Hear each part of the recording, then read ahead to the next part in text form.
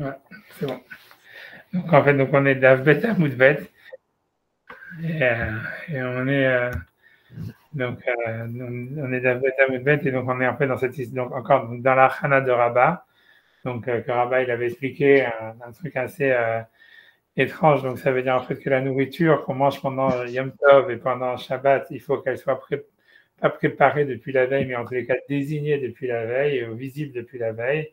Rachid il avait rajouté par rapport à ça pour faire marcher ça avec la Gemara dans Yoma que si c'était, je pense que c'était bien Yoma, que en fait c'était que c'était enfin la Gemara dans, j'ai oublié où tu vois, dans Psachim, pardon, la Gemara dans Psachim, que c'était un problème de Mouxé, donc ça voulait dire en fait que une nourriture invisible, c'est une nourriture qui aurait été créée Shabbat ou Yom Tov, en fait elle devenait Mouxé pendant Shabbat et Yom Tov. Et lorsqu'elle et donc et en fait elle perdait pas son statut de Mouxé quand elle naissait en fait le lendemain, que ce soit Shabbat et Yom Tov. Et donc c'est pour ça qu'elle était interdite, quelque chose comme ça. Et donc maintenant, donc, alors, et sur ça, la Mishnah, donc ça, c'est ce que Rabat il avait dit. Donc pour Rabat, l'idée simplement de la Mishnah, c'était pourquoi est-ce qu'un œuf qui est pondu Yom Tov, il est interdit? En fait, on parle en fait d'un Yom Tov qui tombe après Shabbat, ça veut dire un Yom Tov qui tombe exactement comme cette année, donc qui tombe dimanche. Et donc l'œuf qui va être pondu, on va dire dimanche, il a été préparé Shabbat, donc il est mouxé ou il a été préparé, c'est le Hachana des Rabbis, il n'était pas en tous les cas préparé depuis la veille, comme la manne qui devait tomber depuis la veille, etc. Donc c'est pour ça qu'il est mouxé, selon Beth Hillel. Et la Gemara avait dit, ok, alors pourquoi alors si c'est un Yom Tov normal, ça devrait être permis. Alors la Mishnah, elle semble avoir interdit n'importe quel œuf qui est né Yom Tov. Et la Gemara dit, oui, on a interdit tous les Yom Tov à cause des Yom Tov qui tombent un dimanche. Et donc, c'est ce que l'Agma avait dit. Ensuite, l'Agma avait posé une question en disant, voilà, mais on voit que si jamais quelqu'un pendant Yom Tov, il fait la shrita d'une poule et il trouve des œufs dedans, les œufs, ils sont cachers. On peut les manger, quoi. Et alors, la question, elle est de dire, pourquoi tu pourrais les manger, quoi, puisque, en fait, c'était, voilà, ça veut dire, ça veut dire, normalement, ils ont été, alors, c'est pour ça, la question de l'Agma, elle n'est pas claire. C'est sur ça que Rachid va parler, c'est ça où est-ce qu'on en est. Ça veut dire, alors, on va dire le sens simple, c'est a priori, quand on nous dit, ça veut dire, quand la Braïta nous dit que si quelqu'un fait la shrita d'une poule Yom Tov et il trouve des œufs dedans et peut les manger, on va dire qu'en fait, si on veut rester simple, ça voudrait dire en fait qu'on parle d'un Yom Tov qui tombe pas le dimanche. Pas comme cette année, ça veut dire un Yom Tov normal. Et à ce moment-là, la question de la Gemara, elle est de dire, en fait, comme on a interdit tous les œufs qui sont nés Yom Tov à cause des œufs qui sont nés à Yom Tov quand ça tombe un dimanche, alors on devrait interdire aussi, si jamais on fait la shrita d'une poule Yom Tov, si on trouve des œufs dedans, à cause des Yom Tov où ça tombe un dimanche. Et sur ça, l'Agma, elle répondrait, puisque la réponse de l'Agma a dit, c'est quelque chose, trouver des œufs entiers dans la shrita, en faisant la shrita d'une poule, c'est quelque chose qui n'est pas fréquent, parce qu'en général, ils tombent tout de suite, quoi. Et donc, à cause de ça, on n'a pas fait de décret. Mais ça veut dire, ce qui sortirait de ça, ça veut dire, quand on explique la Gemara comme ça, et on a un petit, mes souvenirs sont bons, c'est comme ça que Rachid explique, ça veut dire en fait que, si jamais quelqu'un il fait la shrita d'une poule pendant Yom Tov, alors si ce Yom Tov c'est un dimanche, alors la Gemara elle est d'accord que les œufs ils sont interdits. Parce qu'en fait, tu vois, ça veut dire, parce qu'en fait, c'est pas un décret à cause des jours de Yom Tov et dimanche, puisque là, les œufs, ils ont été produits par la poule à Shabbat, et donc ils sont mouxés, et on a vu que toute la nourriture, elle devait désigner depuis la veille, et donc si quelqu'un il fait la shrita d'une poule, un Yom Tov qui tombe dimanche, et qu'il trouve des œufs dedans, les œufs, ils sont interdits. Mais toute la question de l'Agmara et tout ce que la Braïta et la réponse de l'Agmara, c'est parce que l'Agmara, d'une manière évidente, elle a interprété, selon Rava, la braïta de quelqu'un qui fait la shrita d'une poule un Yom Tov qui ne tombe pas un dimanche. Et donc la raison pour laquelle ça serait interdit, ça serait qu'un décret à cause des œufs qui sont faits le dimanche, qui sont d'un Yom Tov qui fait le dimanche. Et à ce moment-là, elle peut répondre en disant oui, c'est quelque chose qui n'est pas fréquent, donc les racham de trouver des œufs entiers dans le corps d'une poule. Alors c'est pour ça qu'ils n'ont pas fait le décret. Mais c'est comme ça que tout ça, il faut rajouter dans la Gemara. En tout cas, voilà, c'est comme ça que ça fait simple, quoi. Ça veut dire ça fait sens. Mais dans la Gemara, c'est pas clair. Ça veut dire, dans la Gemara, on a l'impression qu'on a permis, quand on fait la shrita d'une poule et qu'on trouve des œufs dedans, Yom Tov, que ce soit même un Yom Tov qui tombe dimanche. Mais si jamais, en fait, on permettait même un Yom Tov qui tombe dimanche, le problème, c'est que là, c'est plus un décret, ça devrait être interdit d'après la Torah parce que c'est mouxé, etc. Donc, la réponse de l'Agma, elle fait pas sens de dire non, c'est quelque chose qui n'est pas fréquent, les sages n'ont pas fait de décret. Donc, on est obligé de rajouter dans l'Agma que La Gemara elle interprète qu'on ne parle pas d'un Yom Tov dans cette braïta qui tombe dimanche et que ça c'est évident. Mais la Gemara elle posait la question en disant que ça devrait être interdit malgré tout parce que les Chachamim ils ont interdit tous les œufs qui sont nés Yom Tov à cause du Yom Tov qui tombe dimanche. Et la Gemara dit non, en fait, quand on trouve les œufs dans la poule elle-même, en faisant la shrita, c'est pas fréquent, donc ils n'ont pas fait le décret. Mais encore une fois, si c'est un Yom Tov qui tombe dimanche, c'est sûr que c'est interdit, même si on trouve les œufs dans la poule. C'est clair? Ouais, tu vois, c'est ça ce qu'il faut dire. Et maintenant, c'est ça va être discuté par Rachid, Tosfot, etc. Donc, ok. Donc, je pense qu'on était vers Hatania. Donc, je pense qu'on est dans Hatania. Ça veut dire, n'est-ce pas, qu'il a été enseigné dans une braïta. Comme quoi, en fait, les œufs qui sont nés, quelqu'un qui a fait la shrita d'une poule et qui a trouvé des œufs dedans, il peut manger les œufs, même si c'est Yom Tov. Alors, donc, Vim Thomas, et si tu vas me dire, donc, Viala, l'exera. Ça veut dire, donc, lui, il veut dire que, Rachid va poser simplement une question, donc, en se basant sur cette interprétation qu'on parle, en fait, de quelqu'un qui fait la shrita d'une poule, un Yom Tov, mais que c'est pas un Yom Tov qui tombe dimanche. Donc, a priori, Rachid pose une question en disant, sur la Gemara, qu'est-ce que la Gemara, elle s'étonne? Pourquoi est-ce que la Gemara, elle penserait que ça devrait être interdit? Ça veut dire de manger des œufs, si on trouve des œufs dans une poule quand on fait la shrita de la poule pendant Yom Tov. Pourquoi elle penserait que ça devrait être interdit? La Gemara n'aurait pas dû poser la question du tout. Pourquoi? Parce qu'il dit que ça serait Thomas via l'exéra, ça serait un décret pour un autre décret. Je traduis les mots de Rashi. Parce que les œufs qui sont nés Yom Tov, qui ne tombent pas un dimanche, entendu, Nami et Nanasurot, eux aussi, ils ne sont interdits. Et là, si ce n'est Mishum Gzera, à cause d'un décret, des Yom Tov Ahara Shabbat, à cause d'un Yom Tov qui tombe dimanche. Et donc ça voudrait dire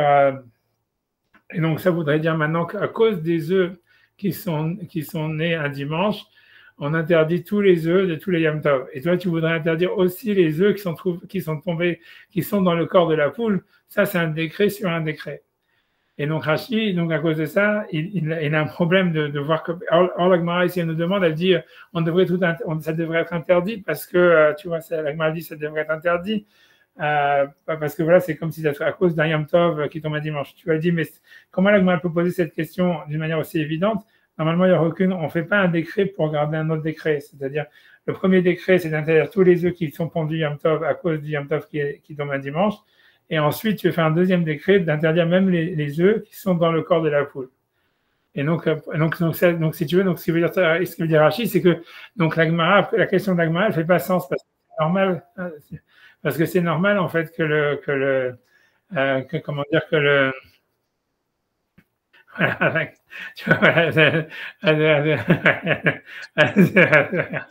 alors on est dans Maseret Bézard, on est dans le chapitre 2, et page 2b, et on est en train d'expliquer la question de la Gemara. Donc, encore une fois, donc là, c'est un peu complexe. Donc, encore une fois, je répète encore une fois malgré tout, c'est que Rabba, il avait dit que la raison pour laquelle on ne peut pas manger un œuf qui est pondu Yom Tov, c'est parce qu'il n'a pas été préparé depuis la veille. Et donc, ce qui devrait être interdit, normalement, d'après la Torah, c'est uniquement lorsqu'un œuf, il est pondu Yom Tov qui tombe un dimanche, comme cette année. Mais on a interdit tous les Yom Tov à cause d'un Yom Tov qui tombe un dimanche. Sur ça, la Gemara a demandé, mais si c'est comme ça, comment ça se fait qu'il y a une braïta qui dit que quelqu'un qui fait la shrita d'une poule Yom Tov et qui trouve des œufs à l'intérieur de la poule, il peut manger les œufs? Voilà, donc ça alors que normalement ça devrait être interdit parce que comme tous les autres œufs, on va dire qu'ils sont pondus Yom Tov. Et a priori, donc, de la question de la Gemara et du fait que la Gemara va répondre en disant non, c'est un canon fréquent, on n'a pas fait de décret, on comprend que la Gemara a compris d'une manière évidente que la Braïta, elle ne parlait pas de quelqu'un qui fait la shrita d'une poule, le Yom Tov qui tombe dimanche. Ça parle de quelqu'un qui fait la shrita d'une poule, d'un Yom Tov qui tombe un jour de semaine. Et donc, ça devrait être interdit malgré tout, comme tous les autres œufs qui sont nés Yom Tov. Et Rashi, il dit que si on interprète cette question, la Braïta comme ça, il ne comprend pas la question de la Gemara parce qu'il dit que ce serait un décret pour un autre décret. C'est-à-dire, si déjà interdire les œufs qui sont pondus Yom Tov à cause des Yom Tov à cause d'un Yom Tov qui tombe dimanche, c'est déjà un décret. Et maintenant, tu voudrais interdire en plus les œufs qui sont trouvés dans le corps de la poule quand on fait la Shrita à Yom Tov, qui n'est pas le dimanche, ça serait un deuxième décret. Et donc, c'est normal que ça soit permis. Et donc, il ne comprend pas la question d'Agmara. Donc, ça, c'est là ce que Rashi dit. Pour l'instant, c'est ça le Veim Tomar de Rashi. Donc, je répète Rashi. Donc, Rashi dit Veim Tomar. Si tu veux me dire, Avia l'exera, c'est un décret sur un autre décret. Parce que ceux qui sont nés le jour même, donc de Yom Tov, Nami aussi, et Nanasurat sont interdits, et la Mishum Gezerah, c'est à cause d'un décret, le Yom Tov Ahara Shabbat, d'un Yom Tov qui tombe un dimanche. Donc il dit quelle est la question d'Agma. Donc il taritz, et on doit répondre. Aha Matselo Kume, donc ça veut dire, on peut interpréter notre braïta, donc de celui qui fait la shrita d'une poule Yom Tov et qui trouve des œufs dedans, le Yom Tov Ahara Shabbat, que ça parle en fait de quelqu'un, contrairement à ce que je vous avais dit, ça parle en fait de quelqu'un qui a fait la shrita d'une poule et qui trouve des œufs dedans, et ça parle d'un Yom Tov qui est tombé un dimanche. Les Ashta, Ika les Mexar, Atu Hatnar, des Mitzvahdan Beyomehen. Et donc là, on devrait interdire en réalité les œufs qui sont dans la poule, parce que ça ressemble en tous les cas à des œufs qui auraient été pondus pendant Yom Tov. Donc voilà, donc je continue, et c'est de là où la question elle part, en disant, si tu penses vraiment, donc ça voudrait dire la question d'Agmara selon Rashi, ça voudrait dire, si tu penses que tout ce qui a été préparé pendant un Shabbat, qui tombe la veille de Yom Tov, en fait c'est interdit de le consommer pendant Yom Tov, parce que c'est une sorte de mouktsé, ou parce que ça a été préparé pendant un jour de Kadosh, et que pour préparer, il faut, comme on a vu, il faut préparer un jour Chol. Donc en fait, ici aussi, quand quelqu'un il fait la shrita donc d'une poule Yom Tov qui tombe dimanche, quand il trouve des œufs à l'intérieur, les œufs ils ont été préparés Shabbat, donc en fait ils devraient être interdits. Et donc tu vois, je sais pas pourquoi Rachid dit on devrait faire un décret à cause de ceux qui sont nés, même ceux qui ici c'est pas un décret, c'est interdit parce qu'ils ont été finis Shabbat, tu vois ce que je veux dire. Ok, on va avancer, on va voir. Ça veut dire on aurait dû interdire à cause de ceux qui sont nés le jour même. En tout cas, Rashi, pour l'instant, il explique la question. Il dit Vashmoinan ach matnitin. Elle vient nous apprendre cette matnita, cette braïta, d'afilu b'yom tov ahara shabbat, que même donc des œufs qui ont été trouvés dans une poule qu'on a fait la shrita, un yom tov qui tombait un dimanche, ahara shabbat, mutarot, ils sont permises, oil venam noldot. Alors, pourquoi? Parce qu'en fait, ils sont pas nés. Au Michou, ça veut dire. Et donc, alors, qu'est-ce que ça veut dire, tu vois? Alors, tu vois, alors, qu'est-ce que ça veut dire? A priori, ça voudrait dire ça. Ça voudrait dire, il faudrait une zvara comme ça. Ça veut dire que l'idée, c'est, en fait, c'est vrai que tout ce qui a été préparé Shabbat, ça peut pas être mangé Yom Tov parce que c'était pas visible avant Yom Tov, etc. Mais tant que l'œuf il est pas tombé de la poule, alors on considère qu'en fait il a jamais été préparé, quoi. Ça veut dire en fait il fait partie de la poule, quoi. Et donc si tu as fait la shrita de la poule pendant Yom Tov et que tu trouves des œufs dedans et que l'œuf il s'est pas séparé du corps de la poule, ça veut dire même si dans la poule il est tout entier avec sa coquille et tout ça, mais il n'est jamais tombé. Donc ça s'appelle pas en fait qu'il a été préparé la veille.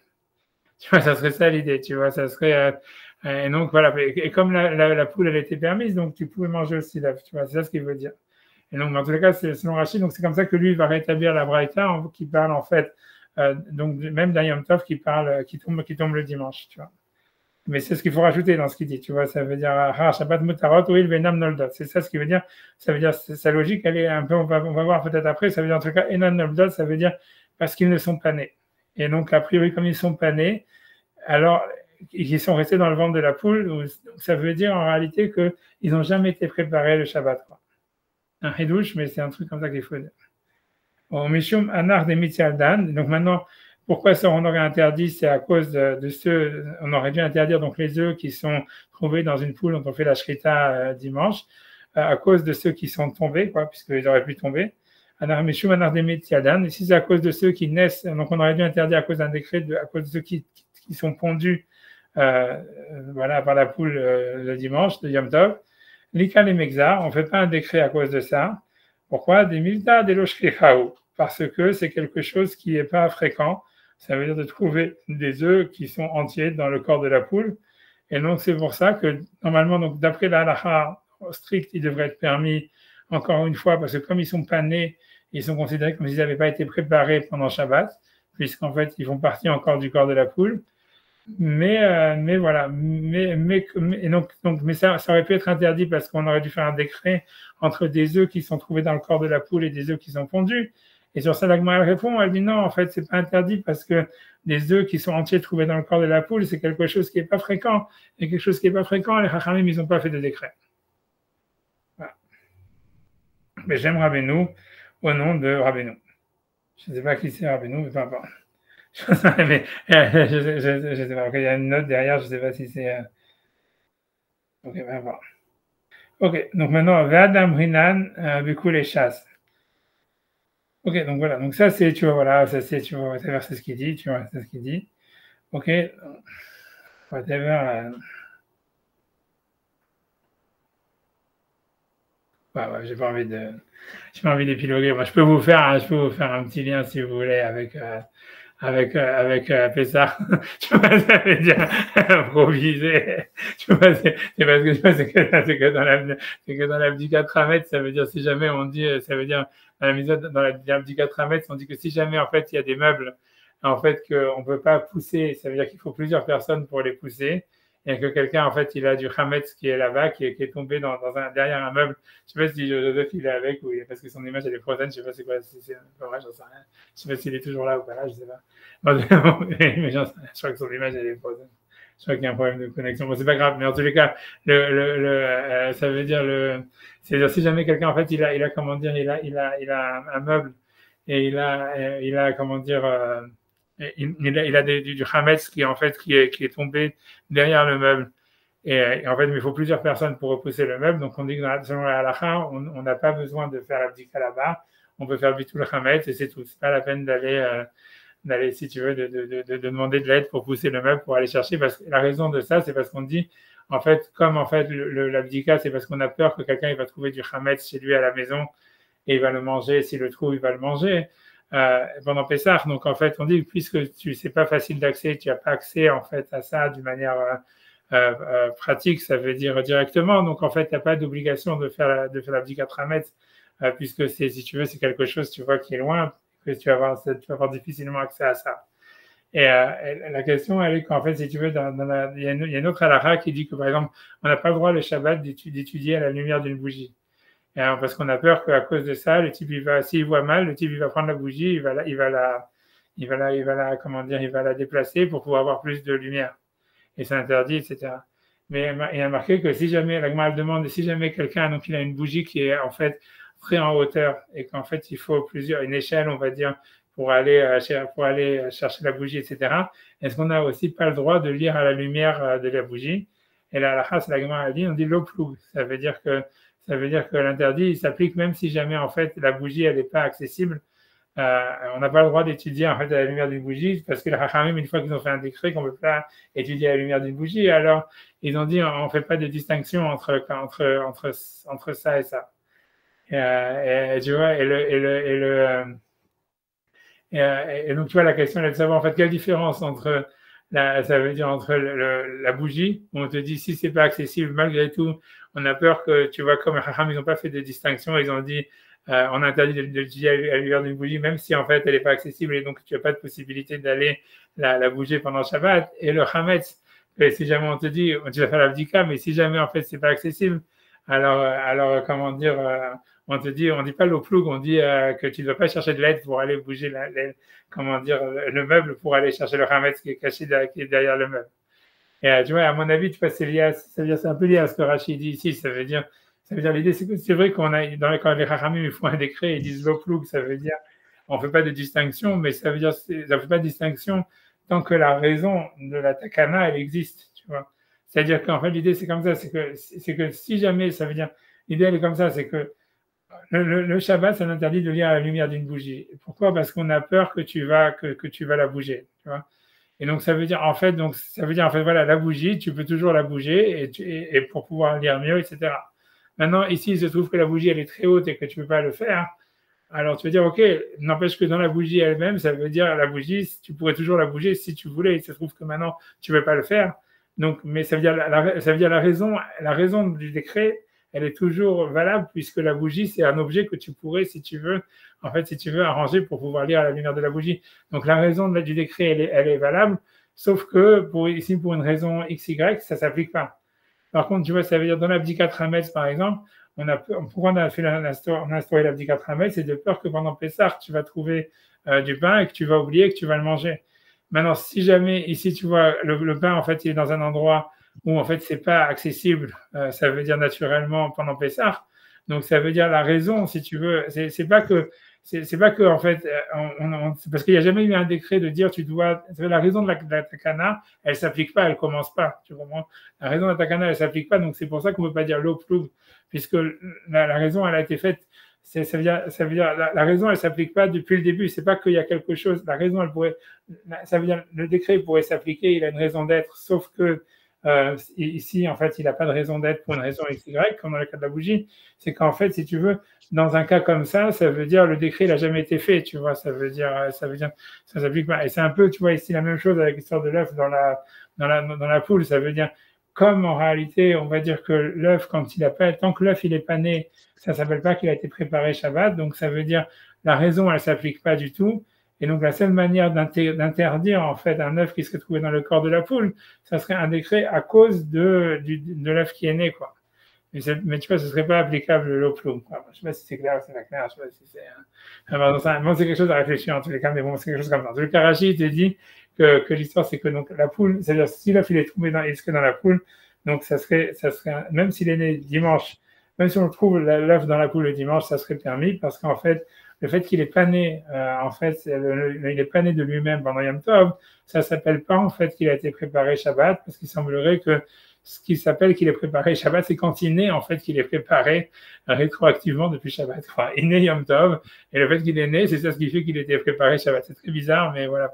Mais s'il n'est pas né, on ne considère pas qu'il a été préparé Shabbat, bien que techniquement, il aurait pu tomber d'un moment à un autre, tu vois. Et c'est ce que Rachid dit, et c'est parce que voilà, c'est à cause de son problème qu'il a que si en fait cette braïta, elle parle en fait d'un Yom Tov qui tombe pas dimanche, il comprend pas c'est quoi la question d'Agmara depuis le début, quoi. Pour lui, il dit, c'est évident que ça devrait être permis parce que ça serait un décret à cause d'un autre décret, tu vois. C'est ça ce qu'il veut dire.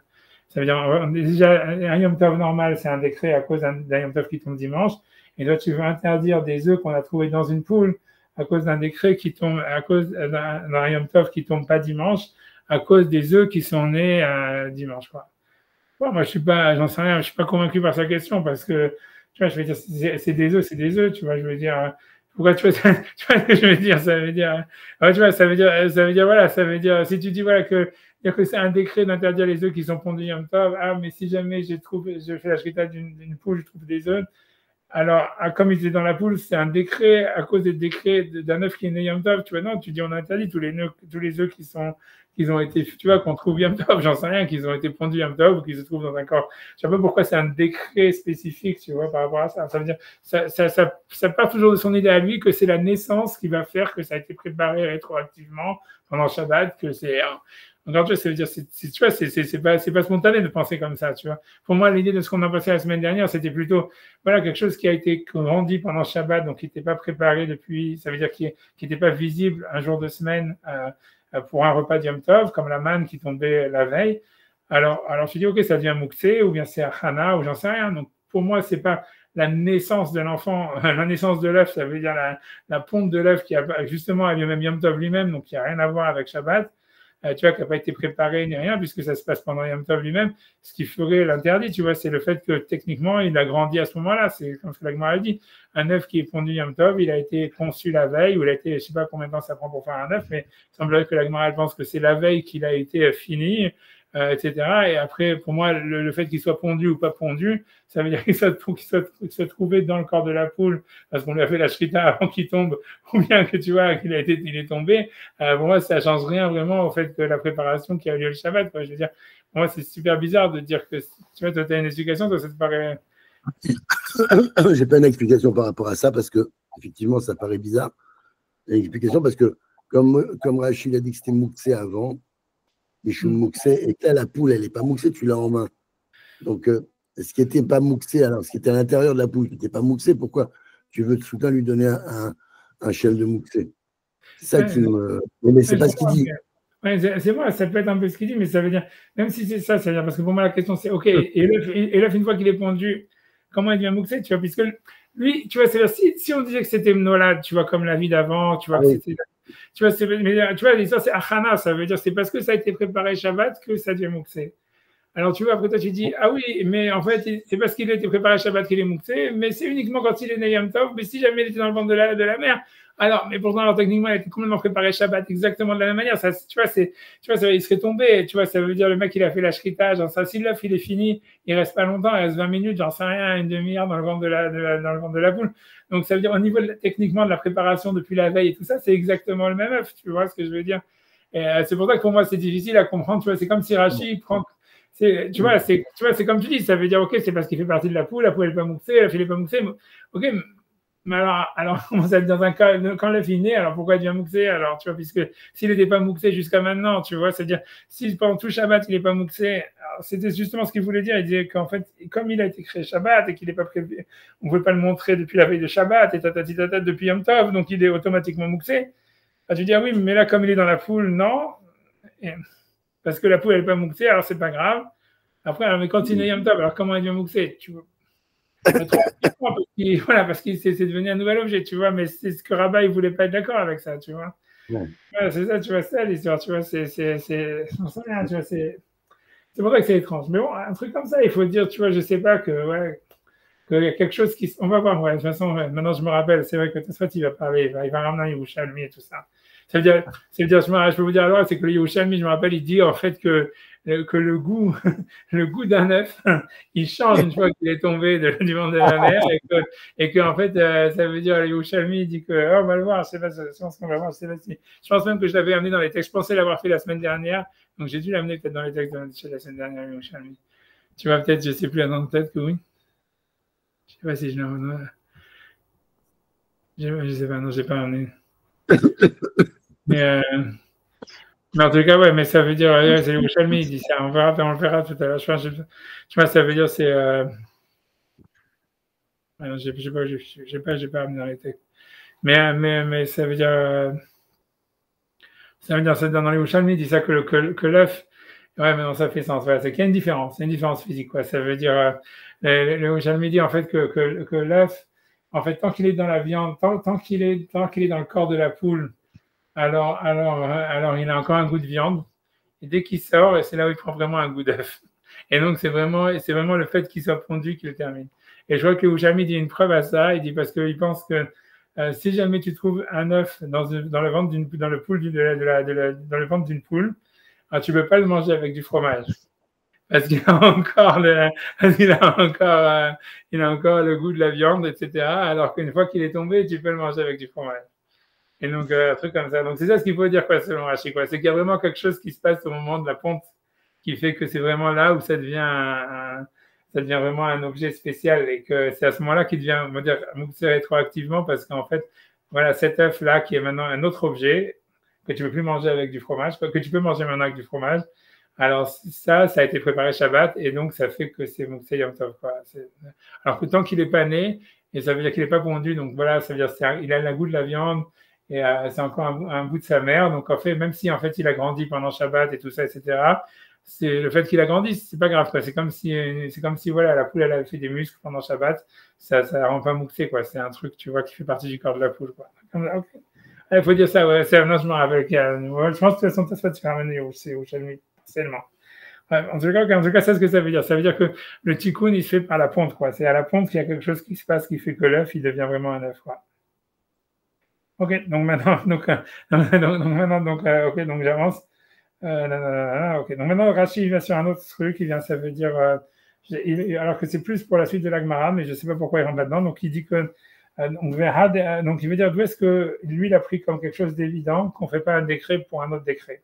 Puisque toute sa question, elle est partie de là. Il dit en disant, si ça parlait en fait qu'on trouve des œufs dans un Yom Tov qui n'était pas un dimanche, c'est sûr que ça devrait être permis parce que ça serait un décret pour un autre décret, tu vois, c'est décrété. Voilà, donc il dit, mais d'où est-ce que je sais moi-même qu'on ne peut pas faire un décret sur un autre décret? Donc sur ça, il dit, Vadam Hinan Bekule Hachas. Et ce que l'Agma va dire juste après, enfin dans d'autres bientôt. Donc la règle qu'on a dans tout le Talmud, Shen Gozrim Xera Lixera, qu'on ne fait pas de décret sur un autre décret. Donc on fait Meraikra, donc on apprend du verset du Nafka, donc c'est de ce passage qui dit Ushmartem et Mishmarti, ça veut dire vous garderez ce que je dois garder, vous ferez, on va dire, une barrière, Ushmartem et Mishmarti, ça veut dire vous ferez une garde, un gardiennage à ma loi, ou quelque chose comme ça, je ne sais pas comment on va traduire ça, tu vois. Ushmartem et Mishmarti, vous garderez mes commandements, on va traduire comme ça, mais ça veut dire vous allez garder mes lois, et donc on apprend de là Asu Mishmeret Mishmarti, ça veut dire faites des décrets autour de mes commandements. Donc c'est là où on semblerait qu'il y aurait une mitzvah dans le rabbinique de faire des décrets voilà, de la Torah, mais pardon, même des décrets autour et vous garderez ma garde. Voilà, vous garderez ma garde, oui, c'est ça la traduction même. Et c'est ça, mais ça veut dire en fait, et donc ça veut dire en fait, il faut faire des décrets, tu vois, on apprendrait qu'il y a une mitzvah de faire des décrets autour des commandements de la Torah, mais on apprendrait aussi qu'on ne peut pas faire des décrets pour garder comment dire, les décrets d'ordre rabbinique eux-mêmes. Ça veut dire, voilà, donc ça veut dire on ne peut pas faire un décret sur un autre décret. Bref, tu vois, donc c'est ça ce que dit donc Mishmarti. Kelomar, donc c'est-à-dire Gezerah, les Mishmarti, les Torati, ça veut dire faites des décrets pour garder ma Torah, ma garde, donc qui est ma Torah. Velo Mishmeret, les Mishmeret, mais ne faites pas des décrets pour garder les décrets. Chez lo Yasu Xera, l'Exera, donc on apprend que donc il y a un interdit a priori de la Torah, selon Rashi, de faire des décrets sur des autres décrets. Donc ça veut dire, ok, tu vois, Maïkran, ok, Kenoma, chez lo Yasu Xera, l'Exera. Donc, a priori, ce sera un interdit selon Rashi, a priori, carrément. Alors, je suis sûr que si tu fais du shopping, tu vas en trouver des décrets. Ça veut dire, parce que tu vois, ça veut dire, ok, tu vois, c'est-à-dire, moi j'ai l'impression plutôt que ça veut dire que les sages, ils l'ont pas fait parce que c'est un interdit. Ça veut dire simplement, c'est parce que, tu vois, ça veut dire, voilà, ça n'a pas de sens, quoi. Ça veut dire, voilà. Mais des fois, ils l'ont fait, tu vois, je veux dire. Je sais pas, il y a 10 milliards, hein, ça veut dire, je n'ai pas commencé à chercher maintenant, mais ça veut dire, tu peux en trouver. Hein, tu veux que je cherche maintenant. Hein, 2 secondes. Si je ne sais pas, sur le Hametz en Pessah, je pense que tu m'en trouves déjà facilement pas mal. Hein, des décrets sur des décrets. Hein. Ça veut dire, attends, je sais. Voilà, j'en sais rien. Okay, on va dire, l'abdicat Hametz, c'est d'ordre rabbinique. Non, est-ce qu'ils ont fait voilà, on te dit voilà, tu peux pas manger une demi-heure avant l'abdicat Hametz ou quelque chose comme ça. Tous ces trucs, il y a plein de choses qui sont interdites tant que tu n'as pas fait l'abdicat Hametz. Voilà, alors que l'abdicat Hametz, elle est que d'ordre rabbinique, tu vois. Voilà, c'est un décret, puisque dans le bitoul, il serait suffisant. Voilà, un décret sur un autre décret, tu vois, je veux dire. J'en serais à 10 000, ça veut dire, c'est le premier qui sort comme ça, mais. Tu vois, je pense que ouais, je sais pas, tu vois, je pense pas que ça peut être un interdit. Ce que ça veut dire, c'est que, en fait, ça veut dire, voilà, ouais, je sais pas, tu vois, ça veut dire, je pense pas, c'est difficile de dire que ça soit un interdit parce que tu vas trouver plein d'exemples. Ouais, je sais pas, tu vois, ça veut dire, tu peux trouver plein d'autres. Mais je pense que l'idée, c'est qu'en fait, même si on te dit, voilà, tu dois pas manger avant l'abdicat Hametz, pas étudier avant l'abdicat Hametz, des trucs comme ça. Voilà, c'est pas un décret, ça veut dire. Non, mais parce que là tu as un décret sur un décret qui parle exactement de la même chose. C'est-à-dire qu'il y en a un qui est interdit. C'est ça qui est bizarre. Et tu as l'impression que le deuxième décret qu'on mettrait, il est inférieur, parce qu'il arrive moins souvent, au premier décret. C'est ça qui paraît bizarre. Alors que manger et faire abdicat Hametz, c'est deux choses qui n'ont rien à voir. Donc, on ne peut pas dire qu'elles s'empiètent l'une sur l'autre ou elles essayent d'être plus. Ouais. Je comprends ce que tu veux dire. C'est la même chose. Là, c'est sur l'œuf, c'est sur le même objet, sur le même œuf, sur le même truc. Déjà, tu l'interdis quand il est pondu. Tu veux l'interdire quand il n'est pas pondu, ce qui arrive plus rarement. Attends, tu vois, ça superpose. Alors que là, tu parles de trucs qui sont à côté. Je suis d'accord, mais selon ce qu'il dit Rachid, ça devrait pas faire de différence. Selon les cas que tu dois faire une garde à la garde, voilà, c'est un exemple de garde à la garde, il y en a plein d'autres comme ça, tu vois. Voilà, mais c'est pour ça, je sais pas, tu vois, c'est pour ça. Ok, je comprends ce que tu veux dire, Peut-être ça veut dire ça, c'est dans un cas où c'est la même chose, tu vois, ça veut dire le même truc. Okay. Parce que tu vois, en fait, l'idée de tout ça, c'est que, tu vois, c'est que ce que tu vas voir, et ça, c'est ce qui va sortir, tu vois, quand tu vas à la fin de la Souga, ça veut dire de toute cette histoire-là, c'est qu'en fait, tu peux pas, il n'y a pas de règle, tu vois, ça vient dans les décrets d'ordre rabbinique. Ça veut dire, des fois, les rabbanim, ils ont cherché, ils ont interdit ça à cause de ça, à cause de ça, à cause de ça, à cause de ça, en allant super loin. Et ils vont te dire, ah voilà, c'est un décret sur un décret. Ils vont dire, non, c'est un seul décret, tu vois. Ça veut dire, c'est comme ça que m'a répondu à ça. Elle dit, non, c'est un seul décret. Et des fois, ils ont cherché des permissivités à tirer l'arigot, comme tu vois, comme le cas du crossball, ou j'en sais rien, ou même du héros, ou des trucs comme ça, tu vois, où c'est des permissivités qui sont tirées par les cheveux, comme je sais pas quoi. Et, tu vois, et voilà, et ils ont choisi que non, tu vois, ils ont décidé que, ouais, là, sur ça, on fait aucun décret, au contraire, on va chercher la permissivité au maximum. C'est comme ça, tu vois, il n'y a pas de règle, tu vois, ça veut dire les sages, ils ont trouvé, ils ont décidé ça, tu vois. Comme nous, on n'a pas la force de changer les décrets ni quoi que ce soit, donc voilà, on applique ce qu'ils ont dit, c'est tout, tu vois. Mais je pense, tu vois, c'est pour ça que ce que Rachid veut dire, c'est de sortir d'une source de la Torah, de dire, ouais, c'est un interdit tu vois, de faire des décrets sur des décrets, je sais pas, tu vois, tu vois, moi, j'en sais rien, tu vois. Ce qui est sûr, c'est que nous, on n'a plus la force de faire des décrets, ça, c'est sûr. Mais ça, tu vois, c'est pas lié, tu vois, à ce qui est un interdit, c'est parce que, voilà, on n'a pas de smicha, on n'a pas de sanhédrin, on n'a pas de tout ça. Donc, tous les décrets, ils ont été faits, qui ont vraiment une valeur de mitzvah d'ordre rabbinique. C'est des décrets qui datent jusqu'à la destruction du deuxième temple.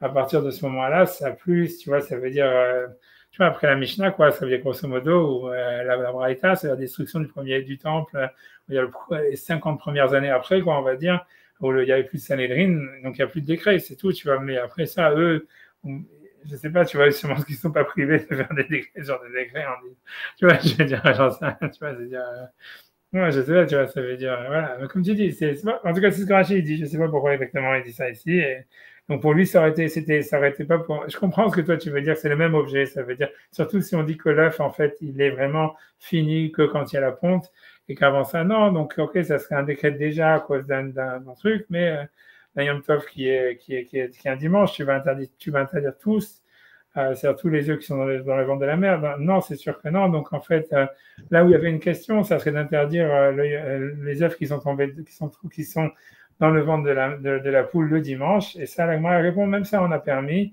parce qu'en fait, voilà, comme c'est quelque chose qui n'est pas fréquent, alors on n'a pas décrété dessus. C'est ce que Rachid dit en tous les cas. Ok, donc une seconde. Et la marque Zara, les Mishmarti, les Torati, le Mishmarti, les Mishmarti, je le vous Zara, les Zara. Ok. Alors, maintenant, Rachid Istam, il va rajouter, il revient un petit peu sur des points de Gersa dans la Sugia. Donc, il dit, Venium Tov Mechin Achavero lo Garsinan, Pimilta de Rabat. Ça veut dire, on peut pas, en tout cas, donc, selon Rabat, c'est Yom Tov ne prépare pas pour Shabbat, Shabbat ne prépare pas pour Yom Tov, mais c'est pas un Yom Tov qui prépare pour l'autre, puisqu'en fait, d'après la Torah, il n'y a jamais 2 jours de Yom Tov qui se suivent. Il y a Krakadarish, puisque Rabat, il apprend ça d'un verset, donc, de Vechino et Yaviou, ça veut dire au niveau de la manne, qu'il fallait préparer depuis la veille les choses qu'on allait manger Shabbat. Veshnei Yamim Retsufim Batorah, lo Ashkechan, et 2 jours de Yom Tov dans la Torah, ça n'existe pas. Et des Misfeka Avdinan Lehu, parce que même quand on fait à cause du doute, c'est que à Rosh Hashanah, on va dire, à l'époque de la Mishnah, etc., ça veut dire c'est que dans le doute, et dans la Torah, il n'y avait pas de doute, quoi. Voilà, c'est tout. Je sais pas, on fait ça, on va essayer de faire ça. On va essayer. Voilà. On va faire Tasfat. Vaya Baya Mashishi Vechinu. Donc, je fais Tasfat, donc j'espère, je vais mettre Tasfat en haut. J'arrive une seconde. Une seconde. Je prends la Tasfat. Deux secondes. Ok, donc Vayi Baya Mashishi, et ce fut le 6e jour, ils prépareront ce qu'ils avaient. Donc il dit Piresh Rashi. Donc Rachid a expliqué, donc ça parle de la manne. Valkochar, on va dire contre ton gré. Balash Moinan, ça vient nous apprendre. Dafilu Achana Bide Shamaim, donc même une préparation qui est faite par le ciel, comme la manne, on va dire, ou ici comme l'œuf, évidemment. Betsa Asura, donc que ce soit un œuf qui a été, on va dire, préparé le Shabbat, il serait interdit s'il est né le Yom Tov, ou vice-versa. Puisque si c'était en fait pour nous dire que il fallait préparer la nourriture déjà depuis la veille de Shabbat et que voilà, et donc on ne pouvait pas cuisiner Shabbat, on va dire.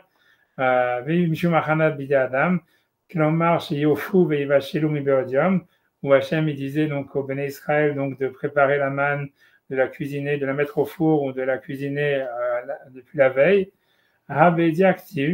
Le verset, il le dit par la suite explicitement. Attacher tofu et fou, ce que vous devez mettre au four, mettez au four.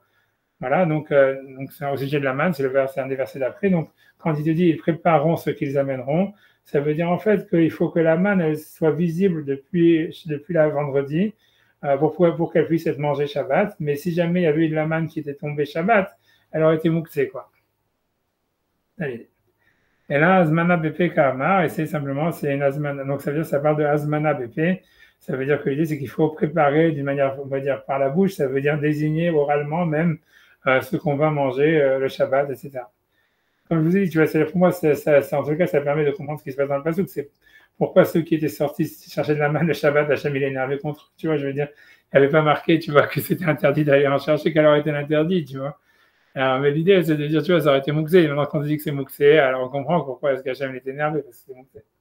Donc, tu vois, sinon on ne comprend pas pourquoi, tu vois, ça veut dire au cas où, tu vois, je veux dire, ok.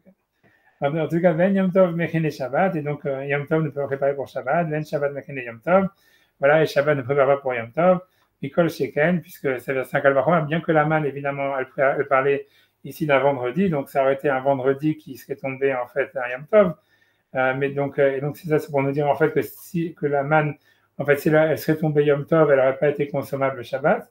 C'est pour ça qu'il y a marqué ils prépareront ce qu'ils amèneront, et c'est un vendredi.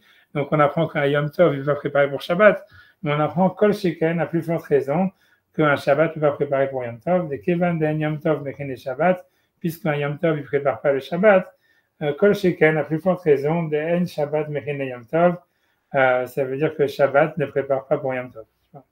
Puisqu'encore une fois, le passouk de Vechinu et Yaviu, c'est un vendredi, et on dit ils prépareront ce qu'ils amèneront. Ça veut dire en fait qu'il faut le préparer il faut qu'il soit préparé ou visible depuis la veille. Alors donc si c'est un Yom Tov, a priori, ça vient exclure un Yom Tov, a priori. Ça veut dire que ça vient exclure que si c'était un vendredi qui tombait Yom Tov, à ce moment-là, la manne, elle tombait jeudi, quoi. C'est ce que ça veut dire. Elle tombait 3 fois jeudi après.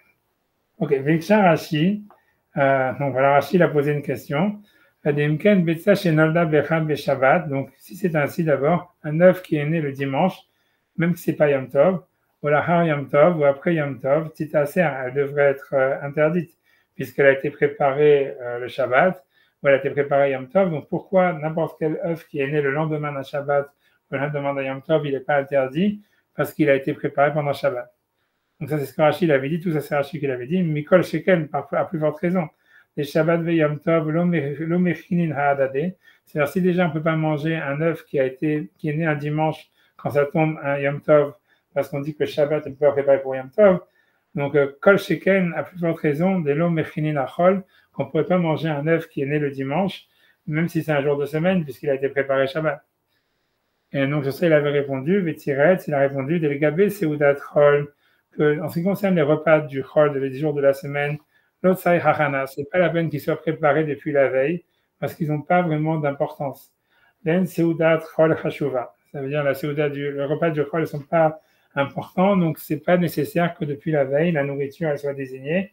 Et donc c'est pour ça qu'un œuf qui est pondu dimanche, même, voilà, ça veut dire qu'il y a un jour de semaine, normal, quoi, dimanche, on peut le manger, bien qu'il a été préparé Shabbat, parce que le repas du Chol, il n'a pas besoin d'être désigné depuis la veille.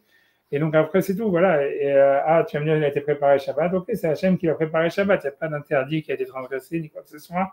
Donc il n'y a aucun problème. Le problème, il vient simplement le Yom Tov ou le Shabbat, parce que c'est des repas qui sont spécifiques.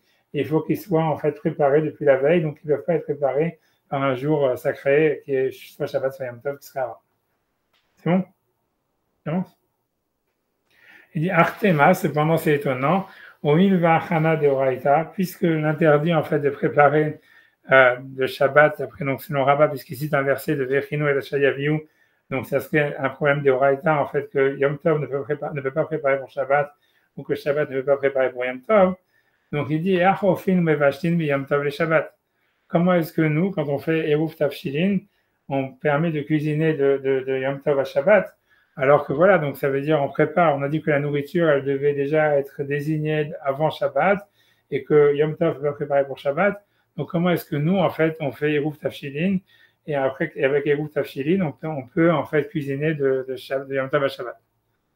Alors, il dit, Vechitema, si tu vas me dire, allez, des Yerouf Tafshilin, que c'est à cause du Yerouf Tafshilin.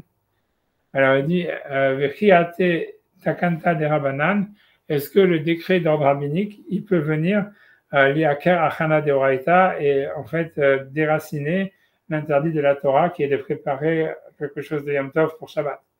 C'est-à-dire l'idée que Yerouf Tafshilin, c'est qu'une magouille, quoi. Si tu prends, comme on a déjà dit, si tu prends voilà, un œuf ou j'en sais rien, ou une matzah, et tu dis avec ça, j'ai déjà commencé à cuisiner pour Shabbat depuis avant Yom Tov, et maintenant je fais que continuer. Ok, c'est très bien, mais si jamais c'est interdit de la Torah de préparer de Yom Tov à Shabbat, etc. Et comme on a vu, donc ça devrait, donc voilà, ça devrait pas marcher, tu vois. Là, comment tu peux permettre, puisque la nourriture n'était pas prête avant Yom Tov, avant Shabbat, je veux dire, et voilà, et tu la prépares pendant Yom Tov, etc. Donc, soit tu vas donner deux réponses à cette question. La première réponse, c'est venir les Yachev, des Rabbah, les Goufé, Azil et Tahamé, que Rabbah, lui, suit sa raison. Je pense qu'on avait déjà dit ça ensemble, si on l'a vu dans la Gemara Nopsachim, des Hitle Hoil, Beimikal e Ochim Chazele, Hashtanami Chazele. Ça veut dire que Rabbah, lui, il a sa raison de dire que Yom Tov, en fait, ça veut dire, on avait déjà vu ces Zvara quand on avait fait la Gemara la semaine dernière, dans Psachim, c'est que Rabbah, lui, pense qu'on transgresse pratiquement jamais l'interdit de cuisiner Yom Tov. Puisque, en fait, même si jamais, en fait, tu cuisines Yom Tov 5 minutes avant le coucher du soleil et que tu n'as pas besoin, comme, en fait, tu pourrais avoir des invités qui vont manger ce que tu as cuisiné, donc ça s'appelle que tu n'as pas transgressé, d'après la Torah, l'interdit de cuisiner Yom Tov, parce que tu aurais pu le manger pendant Yom Tov. Tu aurais pu avoir des invités, etc. Donc, c'est pour ça que il se trouve que, donc, d'après la Torah, Yom Tov, tu peux cuisiner autant que tu veux, parce que tu pourrais toujours avoir des invités qui vont venir manger. Et donc, en fait, à cause de ça, voilà, c'est pour ça. Donc, il n'y a pas d'interdit vraiment de cuisiner Yom Tov. Donc, après ça, tu fais le Yerouf Tafshilin pour utiliser cette nourriture que tu as cuisinée Yom Tov pour la manger le Shabbat, tu vois. Et voilà, et c'est tout. Donc, ça veut dire, grosso modo, voilà, ça veut dire, la nourriture, elle n'est pas devenue mouxée, on va dire, parce qu'elle a été cuisinée Yom Tov, puisque tu avais le droit de la cuisiner Yom Tov au cas où tu allais avoir des invités. Et donc, une fois que tu as le droit de la cuisiner, elle va pas devenir, voilà, donc tu peux la manger Shabbat aussi, quoi, un truc comme ça. Et ça s'appelle pas, en fait, que, si tu veux, il y a une sorte de préparation qui a été faite, quoi, parce que parce que voilà, c'est quelque chose que tu as le droit de faire. C'est un truc comme ça qu'il faudrait dire, quoi. Ça veut dire, un œuf qui est préparé Shabbat pour Yom Tov, il devient interdit parce qu'il a été préparé même par Hachem, le Shabbat, etc. Et tu ne pouvais pas le désigner la veille, donc il est mouxé. Mais quelque chose, en fait, que tu as cuisiné pendant Yom Tov, même si, en fait, on a une règle que Yom Tov, ça ne peut pas préparer pour Shabbat, mais puisque, en fait, tu avais le droit de cuisiner Yom Tov pour Yom Tov, parce que peut-être tu aurais pu avoir des invités, donc maintenant que tu l'as fait, tu vois, ça veut dire, c'est pas interdit Shabbat, quoi. C'est un peu bizarre, hein, honnêtement, tu vois, c'est pas convaincant comme, tu vois, ça veut dire, tu vois, c'est pas convaincant, comment répondre, ça veut dire, a priori, c'est pas suffisant, ça veut dire, ok, c'est pas pire que si c'est Hachem qui l'avait fait, tu vois, et si c'est Hachem qui l'a fait, tu dis que c'est interdit, alors voilà, même si toi, tu avais le droit de le faire, je sais pas pourquoi ça te permet de le manger Shabbat, tu vois, puisque tu ne veux pas le montrer, tu vois. Donc, la deuxième réponse de Tosfot, elle est beaucoup plus mieux, tu vois, ça veut dire, parce que lui, il va dire, tu vois, ça veut dire, la deuxième réponse, pour moi, elle est beaucoup plus de sens, tu vois, ça veut dire, où il va dire, tu vois, ça veut dire, la première réponse, je la comprends pas honnêtement, tu vois, je veux dire, ok, tu peux cuisiner, mais c'est l'Agmara qui dit ça, hein. L'Agmara, elle dit, voilà, comme tu pourrais cuisiner, donc c'est pour ça, ouais, je sais pas, ou bien ça veut dire, ça devrait être mouxé, quoi, ça devrait être mouxé parce que c'était pas prêt la veille. Ouais, je sais pas comment Rachid, comment lui comprend, je sais pas, honnêtement. Honnêtement, c'est pas une réponse, tu vois, satisfaisante, tu vois, parce que, ok, un œuf aussi, tu vois, c'est Hachem qui l'a fait, tu as le droit de le faire, ça veut dire, toi, tu fais rien, et on te dit, non, c'est mouxé parce que t'es pas prêt la veille. Alors maintenant, toi, tu vas faire un gâteau Yom Tov, tu dis, ah oui, mais comme j'aurais pu le manger Yom Tov, alors j'avais le droit de le faire, alors je peux le manger Shabbat. Et ça s'appelle pas que j'ai préparé pour Shabbat. Alors pourquoi, tu vois, ça veut dire, si tu dis que la chose, elle doit être désignée un jour de semaine avant le Shabbat, ce gâteau, il n'existait pas jeudi, tu vois, c'est n'existait pas. Et donc voilà, donc tu l'as fait pendant Yom Tov, et c'est un truc, c'est comme un œuf qui a été fondu, je sais pas, qui a été fondu, tu vois, ça veut dire, je sais pas. En tout cas, la réponse, deuxième réponse, elle fait plus sens à mon avis, en tout cas, elle est plus facile à comprendre.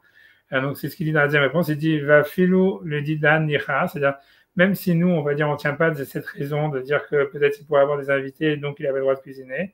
Et donc ça, je pense que ça, c'est moi, je pense que la réponse que je comprends le mieux, qui est la plus simple. Il dit, l'école d'avoir afouille ou mevusha lo shayar be'achana. Ça veut dire que quelque chose, en fait, que tu vas cuisiner, tu vas faire un gâteau, ou tu vas faire une dafina, ou j'en sais rien, ça ne s'appelle pas que c'est préparé, que c'est interdit parce que ce n'était pas visible depuis la veille de Shabbat, depuis le jour de la semaine. Chez nous, ça veut dire c'est simplement qu'il lui manque un arrangement. Des Mekara avachazele, parce que déjà depuis le début, c'était quelque chose qu'on pouvait voir. Donc, Raga Bebetsa, c'est uniquement ce qui concerne un œuf. Chez Udava Khadash, qui est quelque chose de nouveau. Chez Loaitaba Olam, qui n'était pas dans le monde avant Yom Tov ou avant Shabbat. Loaita Yaklal Mekara, et qu'elle n'existait pas ou qu'elle n'était pas apte du tout depuis la veille. Donc, c'est là où on dit qu'il y a un problème de Hachana. Donc, cette deuxième réponse, elle fait sens. Ça veut dire cuisiner de Shabbat, de Yom Tov à Shabbat, ça ne rentrerait pas si tu veux, dans le problème de la Hachana de Rabat, parce qu'en fait, la farine, elle est là, l'eau, elle est là, les pommes, elles sont là, j'en sais rien, les pommes de terre, elles sont là. Donc, ça veut dire, en fait, tu peux, voilà, c'est-à-dire, c'est pas que tu es en train, tu es simplement en train de, ça veut dire, de cuisiner quelque chose, tu vois, ça veut dire, c'est pas que tu es en train de créer quelque chose de nouveau, quoi. Donc, en fait, ça veut dire, c'est pour ça que, voilà, ça veut dire, tu peux dire, voilà, ces patates-là, je vais les manger Shabbat. Je sais, tu vois, ça veut dire ce truc-là. Ouais, ça veut dire, ouais, moi, je comprends plus. En tout cas, ça, je comprends déjà mieux que l'autre, tu vois, qui dit que non, comme tu avais le droit de le manger Yom Tov, parce que tu aurais pu avoir des invités, alors ça ne s'appelle pas que tu l'as préparé pendant Yom Tov pour Shabbat. Tiens, pour moi, ça, je ne comprends pas, parce que c'est un œuf, tu vois, ça veut dire que tu as le droit de le cuisiner, mais ça ne veut pas dire que voilà, que c'est pas mouxé. Tu vois, si c'est un problème parce que c'était la nourriture de Shabbat, il faut qu'elle soit désignée avant, dans un jour de semaine avant. Tu peux pas dire oui, puisque j'avais le droit de le cuisiner, alors maintenant c'était comme si ça existait un jour de semaine avant. Tu vois, je veux dire, c'est quand même c'est-à-dire tu l'as fait Yom Tov et tu l'as cuisiné Yom Tov. Donc moi la première réponse, je comprends pas du tout. La deuxième de dire en fait non, ça veut dire c'est cuisiner tout ça, c'est que arranger des ingrédients. Mais c'est pas vraiment que la chose elle n'existait pas et que maintenant elle est venue from scratch de zéro. Moi je comprends plus. Tu vas dire voilà un truc comme ça. Alors que voilà. Comment? Ça peut se rater un plat. Pas Ouais, sûr okay. Que. Juste un arrangement. Mais la patate, elle est toujours là, tu vois. Ça veut dire la patate, le bout de viande, tout est là, tu vois. Ça veut dire, tu vois. C'est vrai dans la viande. C'est vrai dans la viande et encore. Il y a des parfums qui se créent quand tu mélanges des épices avec des trucs et de l'eau et tout ça. Tu crées des nouveaux parfums, tu crées des nouveaux. Enfin, alors, et encore pire, si tu fais du pain, que tu mets de l'eau et de la farine, ça crée quelque chose, puisque ça va vraiment. Ouais. Mais bon. Et c'est vrai que ça paraît plus. Moi, je veux bien la prendre cette raison-là, mais alors il faut qu'il fasse la liste avant Yom Tov, quoi. Ouais, je vais faire du pain, je vais faire des gâteaux, je vais faire des trucs. Au moins, je les désigne un peu, tu vois. Sinon, en plus, j'ai de la farine, j'ai de l'eau, j'ai des œufs, je peux faire des crêpes ou je peux faire du pain, quoi. Parce que c'est pas la même chose, quoi. Tu as plein de possibilités. Donc, dans la halakha, c'est que si jamais, par exemple, il y a Yom Tov, il y a pas Yom Tov, mais si Shabbat, par exemple, il y a un goy, il fait du pain. Tu vois, imagine quelqu'un, tu vois, ça veut dire, voilà, les boucheries, les boutiques, comme les boulangeries en France, tu vois, ça veut dire, où ils font du pain tous les jours. Et imagine, tu vois, que toi, ça veut dire, tu as un contrat avec un goy qui t'amène des baguettes tous les jours et qu'il t'amène une baguette le Shabbat. Tu vois, et puis à la il n'y a pas d'interdit parce que tu vois, il ne fait pas pour toi, ni rien, etc. Et il fait pour tout ce truc. Mais on dit que c'est mouxé. Parce que comme le pain, il n'était pas existant avant Shabbat et il a été fait par le goy pendant Shabbat, alors c'est mouxé, tu vois. Il y en a même qui pensent que la même chose avec les machines à café, il y a un problème de mouxé. Parce que tu vois, ça veut dire que comme tu vois, ça veut dire, peu importe, c'est pas, bon, ça, la machine à café, c'est plus compliqué à dire. En tout cas, le pain, ça c'est clairement marqué dans la halakha que le pain est mouxé parce que c'est un nouvel objet. Tu vois, il y en a qui pensaient qui ont voulu appliquer ça même au café en disant que si tu mets une machine à café sur un timer et ou qu'un gars, il te fait un café Shabbat avec, tu vois, un café filtre, c'est comme, tu vois, en tout cas, sur le pain, c'est marqué clairement que c'est nolad, c'est mouxé parce que le pain, il n'existait pas la veille de Yom Tov, de Shabbat, tu vois. Et même si donc il n'y a aucun interdit de Amiral à Hakoum et tous ces trucs-là, et que ça veut dire aucun problème de ce niveau-là, ça serait malgré tout un problème de mouxé. Tu ne pourrais pas prendre ce pain qui a été fait par un goy Shabbat. Donc c'est un peu comme toi tu dis, tu vois, ça veut dire voilà que c'est un nouveau Tu vois, un truc, tu vois, ça veut dire, ok, ok. En tous les cas, ok, je comprends quand même que. Ouais, je comprends. En tous les cas, ok, ouais, c'est des choses comme ça qu'il faut dire, en tous les cas. Ça veut dire, pour comprendre comment le groupe Tafshin, ça fonctionne, il faut dire, en fait, voilà, que ça veut dire soit la nourriture, elle était déjà là, sauf qu'elle a besoin d'être arrangée, donc c'est pas vraiment que tu crées quelque chose de nouveau. Et la première réponse, c'est plus compliqué, c'est de dire, comme tu as le droit de cuisiner pour Yom Tov, donc ça s'appelle pas que tu prépares pour Yom Tov à Shabbat, c'est en fait, c'est. La première réponse, il faudrait dire, ok, si tu fais un plat que tu vas manger Yom Tov et que tu en fais aussi pour Shabbat, je comprends. Et que tu fasses Birchal exclusivement pour Mais Shabbat. même ça, je comprends pas. Ça veut dire, en quoi ça s'appelle qu'il est préparé depuis le. Tu vois, puisqu'on te dit que normalement, Non, mais, même un truc qui est fait par Hachem, tu peux pas le manger, tu vois. Ça veut dire non, parce mais qu'il n'était pas préparé à la veille. tu fais une dafina pour 2, mais en fait, tu décides de la faire pour 4 parce qu'il va t'en rester Shabbat, c'est la même action, quoi. T'as pas modifié ton. Oui, mais vraiment, ta transgression qu'un interdit, ça c'est sûr. Mais le problème, Ouais. c'est en quoi ça fait que l'objet il n'est pas mouxé, tu vois, c'est le même problème que le pain, tu vois. C'est moins que tout ça, ça veut dire. Si tu dis qu'il y a une halakha spéciale, comme quoi la nourriture de Shabbat, elle doit être désignée depuis la veille, et que cette veille-là, ça doit être un jour de semaine, un jour de chol, alors tu vois pas, en fait, tu vois comment ça marche, tu vois. Ça veut dire le fait que tu as le droit de le faire, ça change rien, tu vois. Puisque tu vois, quand l'œuf il est fait, l'œuf, tu n'as aucun interdit, c'est Hachem qui a fait l'œuf, tu vois. Donc, tu vois, c'est pas le. C'est pour ça que c'est pas très clair ce que tu veux dire, tu vois. Ouais. Bon, en tous les cas, on continue Tasfat, tu vois, ça veut dire, tu vois, voilà, donc, tu vois, en tous les cas, après, c'est Tasfat, il pose une question au Stam qui n'a rien à voir. Il dit, Tema, de Mikan, Mashma, Shaman, Loya, Yored, Beyam Tov. Ça veut dire que donc là, ça rentre dans un lien un petit peu avec le Seder, quoi. Ça veut dire, parce que c'est l'histoire de l'Echem Mishneh, est-ce qu'il y a un de l'Echem Mishneh et Yom Tov? Donc, c'est fait pour ça qu'on fait Korer et tous ces machins-là, c'est pour sortir de cette histoire-là que, en fait, c'est pour avoir l'Echem Mishneh. Tu vois, c'est la raison pour laquelle, en fait, tu vois, c'est que normalement, on devrait être yotzé simplement avec une matzah entière et disons que tu veux faire la matzah à couper en 2, donc en fait, tu n'as pas besoin de 3 normalement. Et la raison pour laquelle on prend 3, c'est parce qu'en fait, c'est à cause qu'il y a un safek de l'Echem Mishneh. Alors, c'est pour ça qu'on te dit que même si tu prends un bout, tu as coupé une matzah en 2, il faut qu'il y ait quand même 2 matzahs entières quand tu fais un motzi. Et c'est pour ça que normalement aussi, il faut manger 2 kazaïs. Ça veut dire, voilà, et après, celui qui dit que celui qui fait moins la bracha doit manger 2 kazetim, c'est pour manger un kazaï de chaque truc. Mais l'histoire de normalement, ça veut dire, il y a plein de poskim dans les rishonim et tout ça, qu'ils pensent qu'il n'y a pas besoin de 3 matzot. C'est que tu as une matzah, puisque ça dépend en fait de savoir est-ce qu'il y a l'Echem Mishneh, un din de l'Echem Mishneh à Yom Tov ou pas. Et ça dépend est-ce que la manne elle tombée Yom Tov ou pas, tu vois. Si tu dis que la manne elle tombée Yom Tov, donc il n'y avait pas l'Echem Mishneh, voilà, donc il y a pas besoin de 2.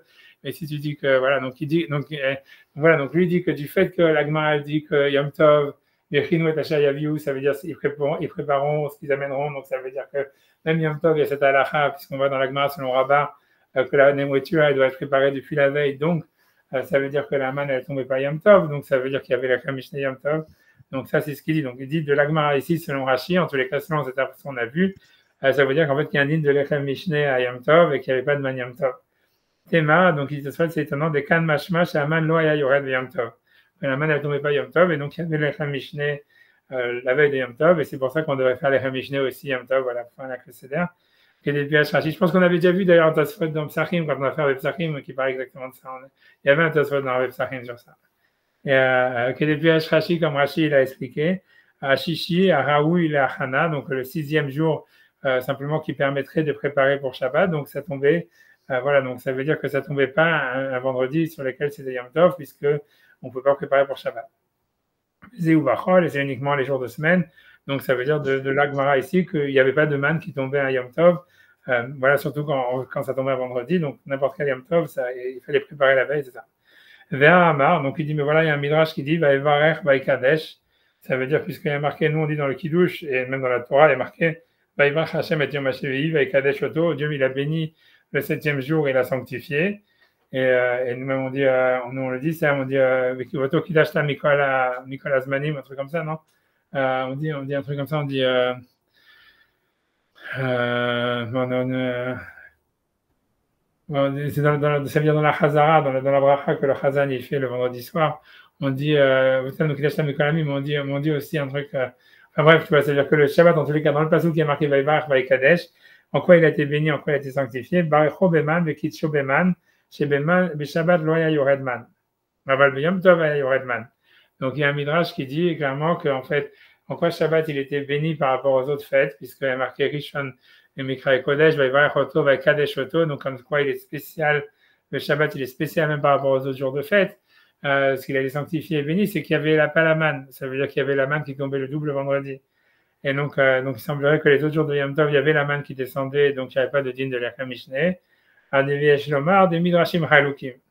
Donc, il dit, il dit, on est obligé de dire qu'en fait, c'est des avis différents dans le Midrash, qu'il est établi Midrash, Shabbat lo yeye, les rabot Yom Kippourim. Donc, il y a un Midrash qui dit, voilà, que Shabbat lo yebo, quand on parle de la manne, donc, il dit que sur Shabbat, il n'y aura pas de, Shabbat, c'est répété plusieurs fois, Shabbat lo yebo, Shabbat, il n'y aura pas de manne, je pense que c'est marqué plusieurs fois dans le Passouk. Donc, on dit, c'est les rabot Yom Kippourim, lo yebo, les rabot Yom Tov. Chez Loa yoren man, baen man. Ok, donc ça veut dire, donc voilà, on voit donc un autre midrash qui dit qu'il y avait pas de mal de Yom Tov, et donc en fait il y avait les Mishneh, il faut aussi les Mishneh par Yom Tov, donc c'est une discussion. Donc il dit Vodesh Nomar, mais sinon on peut aussi répondre d'Afilu Ayored Yom Tov, que même si jamais la manne elle tombait Yom Tov et qu'il n'y avait pas les Mishneh, mais Kol Makom Yom Tov Shechal Yod Be'ev Shabbat Lo Ayored, ça veut dire cependant quand c'était un Yom Tov qui tombait le vendredi, il ne descendait pas. Midirtiv Krabo Bayom Ashishi Veloktiv Shishi.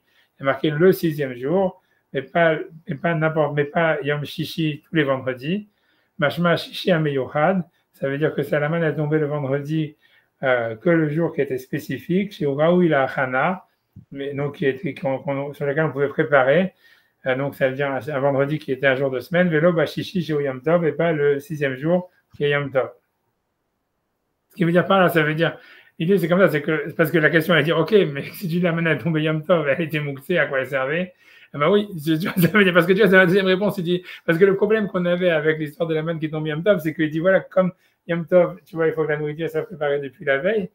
Donc l'idée, c'est si tu veux, la preuve de notre Sugia, comme quoi la manne, elle tombait pas Yom Tov, elle est double. C'est la première, c'était de dire, voilà, Vaya Machichi, c'est ça, le vendredi uniquement quand c'est un jour de semaine, parce que c'était qu'un jour de semaine qu'il faut préparer pour le Shabbat.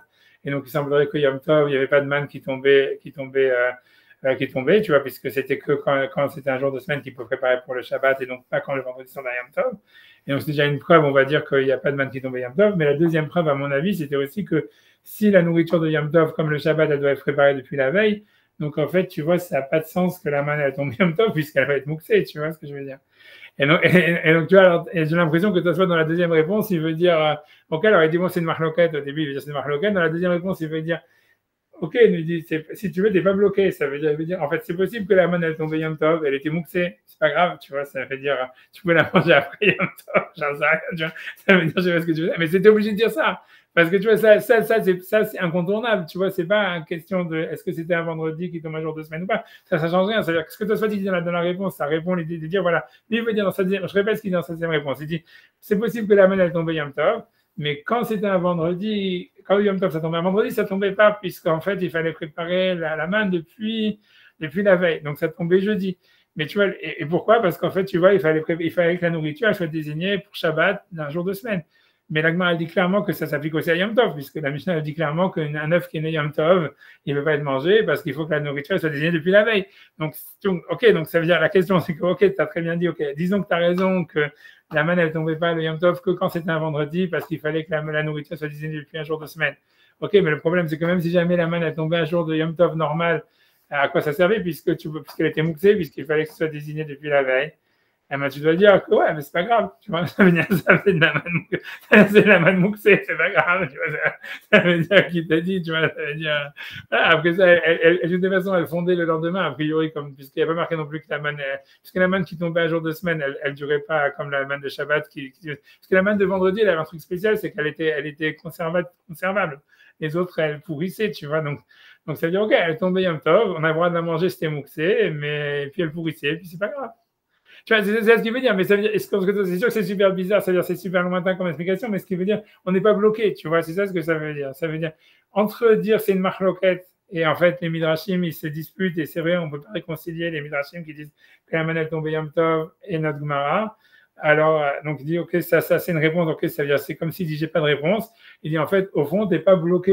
Ça veut dire, tu pourrais dire, en fait, ce que la Gemara dit chez nous, c'est que la manne, elle tombait pas quand c'était un Yom Tov qui tombait un vendredi, parce qu'en fait, il fallait que la nourriture soit préparée pour Shabbat, Et donc, en fait, c'était le jeudi qu'il y avait de la manne qui tombait pour 3 jours.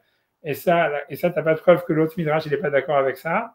Mais même parce qu'un Yom Tov qui tombe un vendredi, c'est exceptionnel. Donc, ça s'appellerait pas que ça enlève la spécificité du Shabbat, quoi, on va dire. Parce que c'est à cause du Shabbat, etc. Et après, tu vas me dire, ah, ok, donc si tu me dis Yom Tov, en fait, la manne, elle tombait Yom Tov, alors comment c'était possible puisqu'il fallait que la nourriture soit préparée depuis la veille?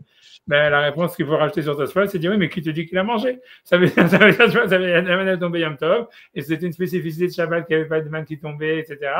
Mais bon, ok, tu vois, elle est tombée, elle était mouxée, c'est tout, tu vois, et après, elle pourrit, et puis c'est tout. Tu vois, c'est ce qu'il faut dire, tu vois, ça veut dire mieux, c'est ou dire ça, ou dire j'ai pas de réponse. Donc, tu dis, voilà, si tu veux. Ça, je vois pas comment tu peux expliquer ta spot différemment. Tu es obligé de dire. Mais ça, il y a un problème de logique parce que la manne, elle durait qu'une journée. Oui, elle pourrissait, voilà, c'est tout. D'accord. Donc, ça veut dire que. Oui. Qu'est-ce qu'il mangeait? Mais qu'est-ce qu'il mangeait? Tu veux dire qu'est-ce qu'il mangeait en fait? C'est ça qui. C'est ça qui.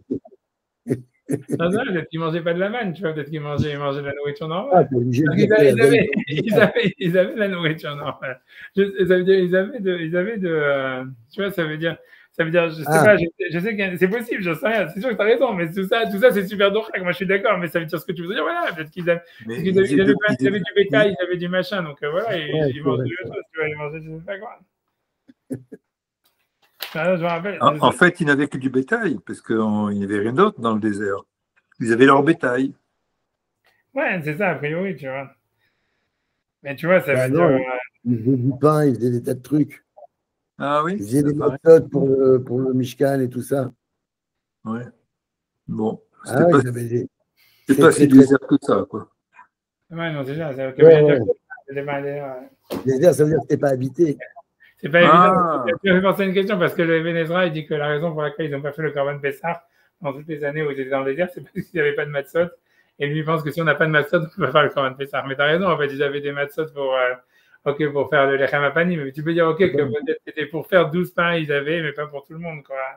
Mais c'est vrai, tu as raison, je n'avais pas pensé à ça. Mais c'est pour ça. Et puis, je me disais aussi, tu peux apporter une preuve, tu vois, pour les Ashkenazim, qu'en fait, que tu peux être yotzé de Seudash Lichit si tu ne fais pas motzi, parce que si tu dis qu'il y a la manne était mouxée et qu'il n'y avait pas le double la veille, donc qu'est-ce qu'il mangeait? Et comme il y a marqué dans le Rama, qu'il mangeait de la viande avec des pommes de terre, tu vois.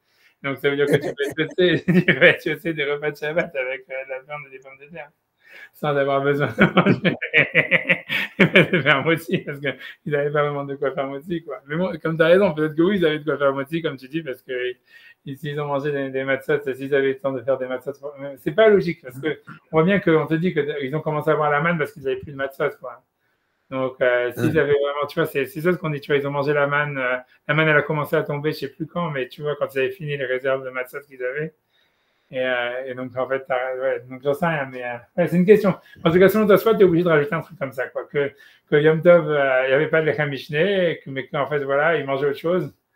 Et j'en sais rien, avec la manne qui tombait Yom Tov, elle pourrissait, et puis c'est tout, quoi, elle était mouxée, on a laissé pourrir, j'en sais rien, mais tu vois, je pense que toi, tu préfères dire ça plutôt que de bloquer, tu vois. Je sais pas si vous voulez faire le Tosfot d'après ou on laisse tomber. Comme vous voulez. Il est un peu tard pour moi. Non, on peut laisser, on va laisser, parce qu'il y en a deux autres. J'ai envie de, on va laisser, parce qu'après, il y a l'Yerushalmi, justement, qu'on a parlé, et tout ça, on laisse pour la prochaine fois, ouais. Est-ce pour après, je sais pas, pour après Pessah, ou je sais pas, vous voulez faire après la moelle, ou je sais pas. C'est jouable, hein, moi, je pense. WhatsApp, comme vous voulez. Moi, de mon côté, je pense pas qu'on peut faire vacances. Je sais pas, c'est comme vous voulez. On peut décider plus tard. Moi, pour l'instant, lundi, j'ai pas de plan particulier, donc je suis dispo. Khalamoued, on ne travaille pas, donc on a le temps d'étudier. Ok, d'accord, alors on va faire ça. On va voir. Non, c'est de vrai, non, c'est de vrai. C'est de vrai, non. Ok, c'est de vrai. Ouais. Ouais, alors, quand tout, alors, Pesach Hashem, sa mère, en tous les cas, jusqu'à Khalamoued. Lundi, c'est fait. Je comprends pas, lundi, c'est fait. Ah, lundi, c'est fait chez nous encore. Ah, c'est fait chez nous.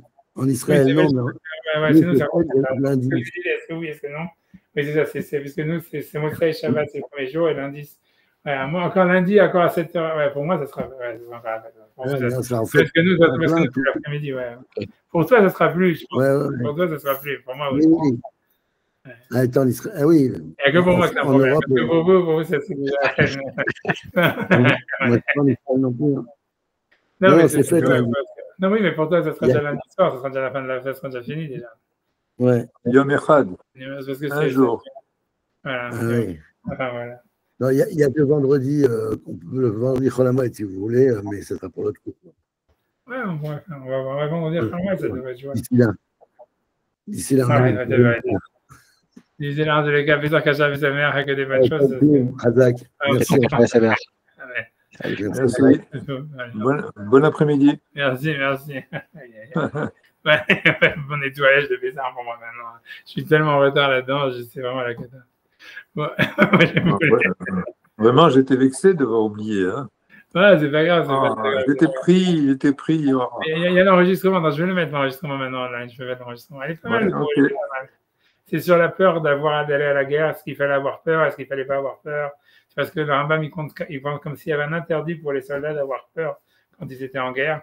Alors, la question, c'est de savoir comment ça peut être un interdit et comment, d'un autre côté, on a l'impression que le général de l'armée, il essaye de leur faire peur en disant, oui, si vous avez celui qui a une maison qu'il n'a pas encore inaugurée, qui rentre de peur qu'il meure pendant la guerre, etc. Donc, on a parlé sur ce paradoxe de la peur, tu vois, etc., du courage, etc., et de comment ça se transmet dans la lacha en ce qui concerne la guerre. Je vais vous donner l'enregistrement. En fait, c'est toujours aller à l'encontre de l'attitude à laquelle il faudrait être présent. Par exemple, comme là, j'ai écouté un cours là, qui venait de chez vous, là, en disant le téléphone sonne, comme Akadosh Baruch Hu l'appelle, qu'est-ce qu'il me veut encore celui-là? Pourquoi? Pour montrer que c'était une contrainte de faire quelque chose pour mettre de la valeur à la chose que l'on fait vis-à-vis des autres. S'il voit qu'on prend du plaisir, il dit ouais, bon, on n'écoute même pas celui-là, qui prenne son plaisir tranquille, qui me fout la paix. Mais on aime bien voir quelqu'un qui est en colère, parce que ça attire toujours la colère en fait. Hein. Un type heureux, ça fait ouf, on le fuit. Non, vous ne croyez pas? Je pense que c'est possible. Mais en tout cas, voilà, j'ai parlé sur ça, etc. C'était sur ça le sujet du coup. Ouais, voilà. Je vais mettre dans oui. Allez. L'école de café Zarkacha, un bon voyage, alors si vous n'êtes pas encore parti. Ouais, demain. Demain, ok, alors bon voyage et voilà. Shalom. Allez, bientôt, merci. Bientôt, au revoir.